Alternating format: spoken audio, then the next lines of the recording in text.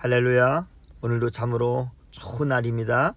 이 시간 하나님의 말씀을 듣는 모든 사람들에게 하나님께서 은혜 베풀어 주시기를 원합니다. 역대하 18장에서 정말 이해되지 않는 사건이 일어나고 있는데요. 하나님 앞에 신실했던 여호사밧 왕이 악명 높았던 이스라엘의 이 아합 왕과 혼인 동맹을 통해서 서로 두 가문이 사돈을 맺고 연합한 것입니다.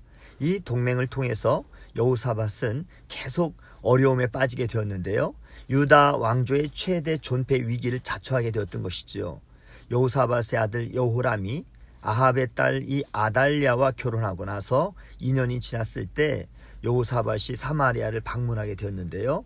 아합이 여호사밧에게 연합군을 결성해서 이스라엘이 아람에게 빼앗겼던 길랏 라못을 도로 찾는 전쟁을 좀 도와달라고 정말 거절할 수 없는 그러한 제안을 하였습니다.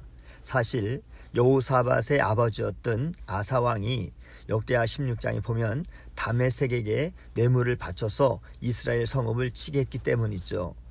여호사밧은 아합에게 3절에 나와 왕이 같은 생각이고 내 백성과 왕의 백성이 마찬가지니 우리가 왕과 함께 싸우겠습니다 라고 말하면서 먼저 하나님의 뜻이 어디 있는지 여쭤봅시다 라고 권했습니다.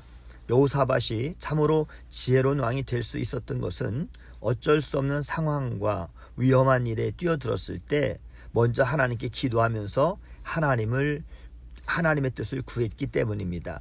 여호사밧은 늘 다윗처럼 하나님께 엽줍는 그러한 사람이었기에 그가 비록 하나님의 뜻을 정확하게 파악하지 못하고 전투에 나갔지만 하나님이 그를 위기에서 건져 주셨습니다.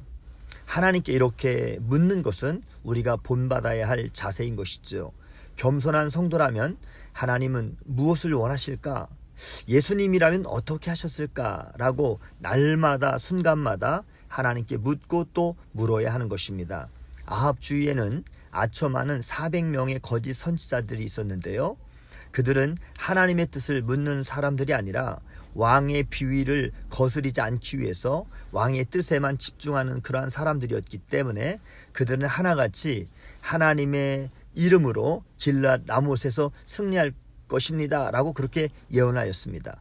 좋은 약은 입에 쓰게 마련인데 아합은 쓴소리를 하는 선지자들을 곁에 두려고 하지 않았기에 이스라엘 역사상 최악의 왕이 될 수밖에 없었던 것입니다. 여호사밧은 다른 선지자가 없느냐고 아합에게 묻자 아합은 자기에게 나쁜 일로만 예언해주는 선지자가 있다. 이 선지자가 바로 이물라의 아들 미가야가 있다라고 그렇게 실토를 했습니다. 미가야의 뜻은 여호와와 같은 자가 누구냐라고 하는 뜻인데요. 그는 엘리야처럼 거짓 선지자 400명에게 맞서서 하나님의 말씀을 선포한 참 선지자로 신앙의 절개를 굽히지 않고 담대하게 하나님의 말씀을 전했습니다. 여호사밧이 아합과 연합한 것은 하나님이 기뻐하시는 길이 결코 아니었습니다. 올바른 신앙의 길을 걸으려면 악한 세력과의 연합을 피해야 하는 것입니다. 오늘도 복된 날 승리하시는 성도님들이 다 되시기를 주님의 이름으로 축복합니다. 샬롬.